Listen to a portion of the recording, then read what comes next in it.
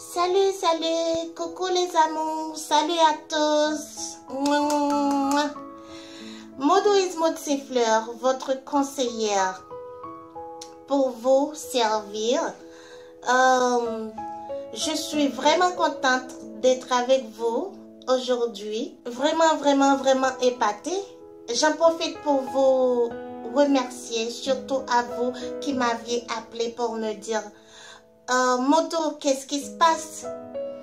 On attend ton nouveau sujet, qu'est-ce qui se passe? Comme je vous ai dit, je ne me sentais pas très bien. J'avais de la fièvre, tous. Oui, moi, je ne pouvais pas me présenter ainsi.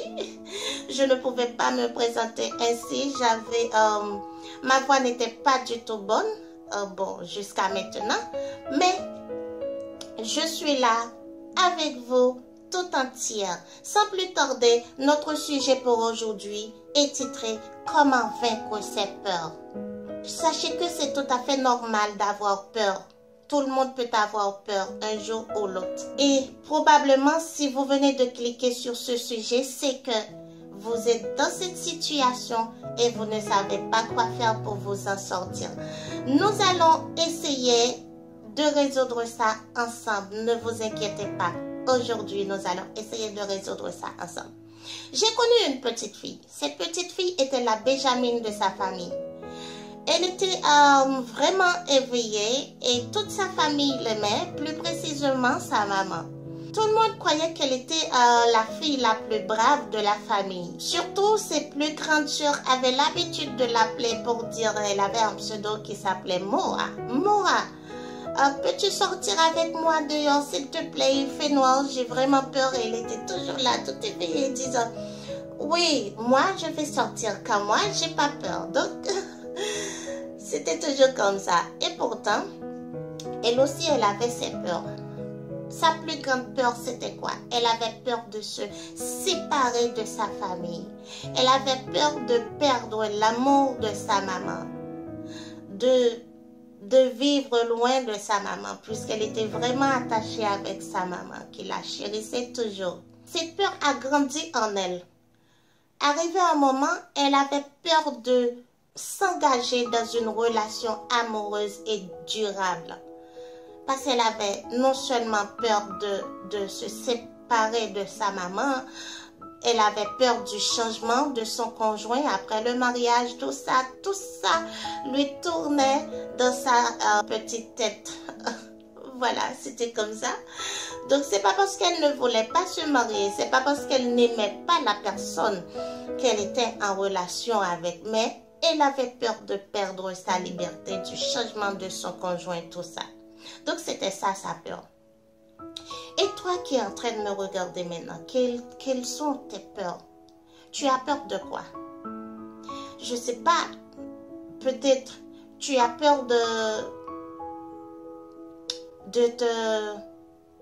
en fait, si te présenter en public et tu as peur, donc, et sache que c'est le cas des 30% de la population d'avoir peur de se présenter pour la première fois en public. Je sais pas, peut-être tu es dans un travail et ce travail, en fait, ça te stresse beaucoup et tu as peur de laisser ton boulot pour aller, en fait, pour créer tes propres activités. Donc, tu as peur de l'échec ou... je ne sais pas de quoi tu as peur. Donc, quelles sont tes peurs? Comme a dit le psychologue Jacques Salomé, donc derrière chaque peur, il y a un désir. Donc, si derrière chaque peur, il y a un désir, donc on peut quand même reformuler cette peur par le désir qui est à l'origine. Donc, vous comprenez? Donc, c'est normal d'avoir peur. C'est normal d'avoir peur. Tout le monde peut avoir peur. Et prenons l'exemple d'un enfant. Si un enfant va à l'hôpital et pour la première fois que cet enfant va se faire piquer par une piqûre, l'enfant va avoir peur. parce que c'est quelque chose primaire. Donc, la peur, c'est quelque chose, on peut dire, on peut en fait considérer ça comme quelque chose primaire. Une chose qu'on va faire face pour la première fois, on a toujours tendance à avoir peur. Donc, c'est normal, c'est normal. Mais l'important, c'est de ne pas laisser cette peur grandir, c'est de ne pas laisser cette peur vaincre notre capacité d'annuler cette peur. C'est ça qui est l'important. Et pour cela, nous avons quatre façons à combattre cette peur. 4 points nous allons analyser pour vous aider à combattre la peur, quelle que soit la peur que vous avez, je ne sais pas. Premièrement, c'est d'avoir le courage. Avoir le courage, avancer avec cette peur, quoi qu'il en soit. Par exemple, cette fille, elle avait peur d'une chose. Elle avait peur de perdre sa liberté. C'est pour ça qu'elle ne voulait pas se marier. L'important, qu'est-ce qu'elle pouvait faire? Elle pouvait en discuter avec son petit copain et l'expliquer. Donc, comme ça, les deux allaient essayer de se comprendre et s'arranger. Comme ça, tout le monde se sent bien. Il ne faut pas laisser tes peurs prennent le contrôle de ta vie. Donc, la première chose à faire, donc nous avons 4 points. Le premier point, il faut avoir le courage. Avancer avec ta peur, quelle que soit la situation. Deuxièmement, c'est apprivoiser tes peurs. Ça veut dire les regarder en face.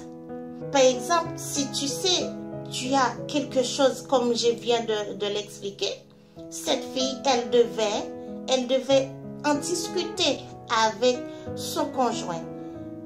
En fait, voir comment ça peut y arriver, ça peut s'arranger. Donc, s'il n'y a pas de solution, donc, elle allait laisser tomber. Donc, s'il y a une solution, alors les deux allaient s'arranger et puis ça va. Et troisièmement, il faut fuir les projections de l'imagination. Donc, si tu penses tout le temps à ce qui te fait peur, donc tu ne vas jamais pouvoir t'en sortir. Si tu t'entoures avec des gens qui vont t'encourager dans tes peurs, donc tu ne vas jamais pouvoir t'en sortir.